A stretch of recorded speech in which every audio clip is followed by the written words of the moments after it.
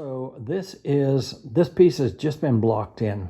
It is a 16 by 32, and I would like to share my process with you to show you that I not only preach color theory, but I practice it too.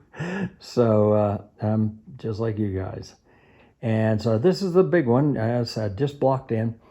And we'll close in on, and now you'll notice a color shift as soon as I move in close, and that first shot is the one that's really the most accurate. So I just let you see how thin it really is, and you notice it's a moonrise. Yeah, let me show you there's my study right there. I'll back off so that we can get that better color on that. That was my study, and please forgive me for my motion. I hope I'm not creating motion sickness for everyone, because I have to hand hold this my phone. So this is where I worked out my color plan, and it's a rough, it's just a put together it's very cursory. But I do this so that I make sure that my color decision is going to work, just like I'm asking you guys to do with your color studies when you submit them. So then this is where going here, and if your curiosity hasn't gotten the best of you yet, the moonrise in this is actually a piece of a sticky note that I put up there just so I can make sure that moon ends up in the right place in relation to everything else, and I'm free to move it around. So to make sure everything, I want it to lock up very well, and so we'll go over here and look at this. See, I do the same process. There's my thumbnail. And this is from a trip over to Utah about 18 months ago with some of my painting buddies. And we were over there for a week and in November. So we had a lot of dramatic light, and we were fortunate enough to be there during the full moon. So now we'll go to my palette, and this is what I wanted to I really want you to see that I do practice what I preach. Now, here was my color board, and since from the time I did that, that brush got paint all over it. I don't want to use that to point with.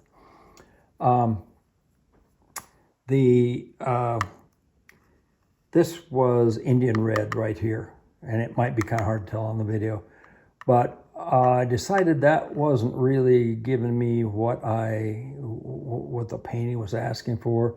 So rather than Indian red, I switched out to a much hotter red. And here's my,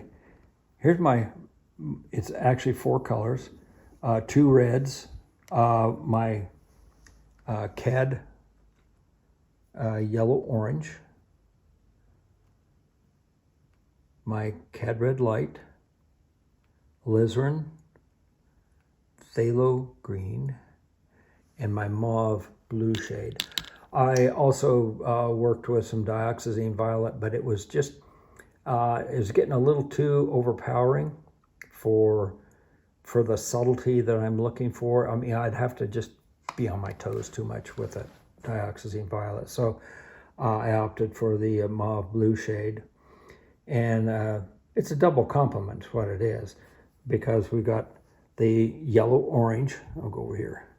The yellow orange versus the blue violet, and my reds versus my greens. So like I said, I'm using 2 reds, and you can see here I've been mixing up I've been working, now I'm going to swing over here, and I'm going to try and do it smoothly. I'm working in this area right in here right now and getting the transition between this shape right here and that back shape back there. And I want that subtle color shift so it drops back. And right now it's a little more abrupt than I want it, but I need that so I know how much I have to play with in terms of temperatures. So it's just a matter of jockeying back and forth, but I want to get it all blocked in. I'm starting with a little bit heavier paint. You notice down here in the foreground, that's pretty much just stained canvas. I've got some darks kind of spotted in here and there. I mean, in a pattern where they're going to go. But first I want to get that mid-ground mass in. And you notice I've spotted the clouds in up here. And the clouds, those clouds up there in the study gave me the information, gave me everything I needed to know for what my mixes were going to be with this palette. So again, those clouds are a little bit on the dark side, but they're showing me the graphic pattern and that I want.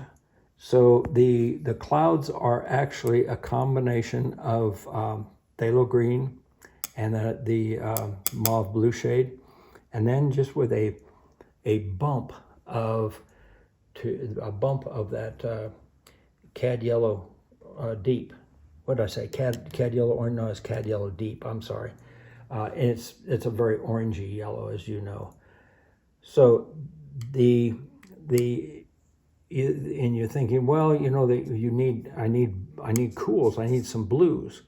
Well, by mixing my phthalo green and my violet, I get a blue.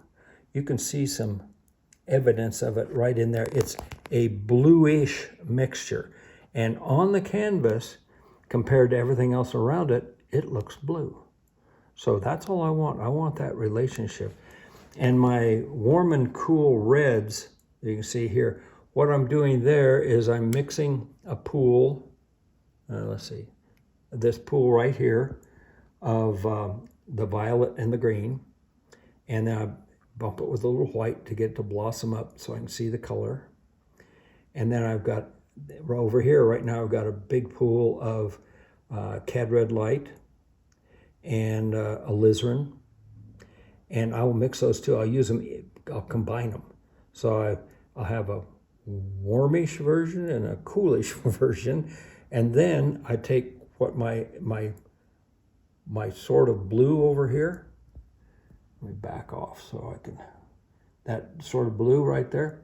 And I start folding that into that red combination that I have here. And that then in terms here, I'm going to swing back and look, we'll look back up here at the painting.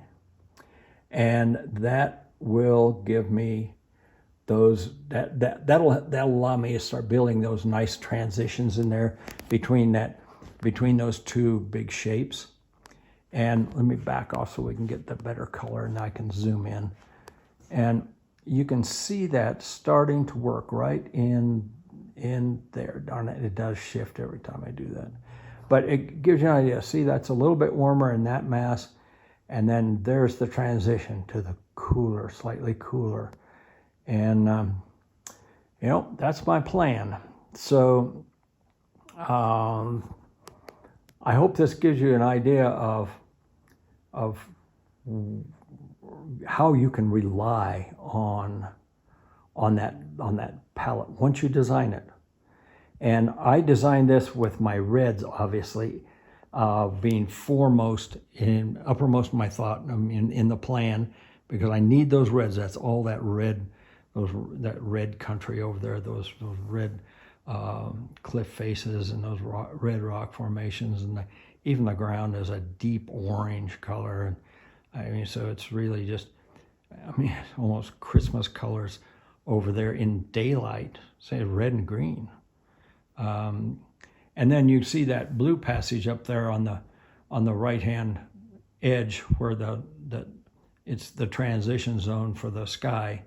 And that's actually that phthalo green violet combination. And that's what I mean. It looks blue, doesn't it? So that's the same with those clouds. That's that same combination I just mentioned to you with with a bump of the CAD Yellow Deep added. I'm finding that more and more I'm using the CAD Yellow Deep more than my CAD Orange. I mean, not in this painting, but I'm just talking overall. I really like it in combinations. I haven't used it in a long time, and it just in the last couple months have added it to my palette again, even for outdoor work. So these are things like for the outdoor work.